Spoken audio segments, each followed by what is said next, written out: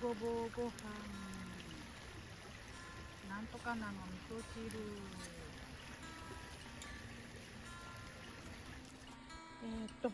鶏ごぼうご飯、なんとかなの味噌汁、エビちゃん、ホタテ、ブロッコリー、かぶ、自家製かぶの漬物、できました。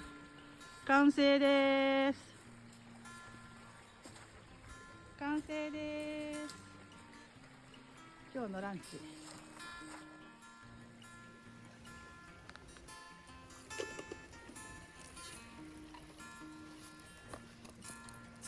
みむくんも鶏飯美味しいね。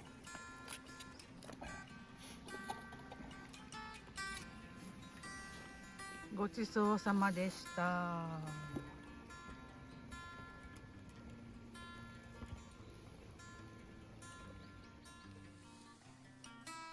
小川で集めてきた石を積んでます。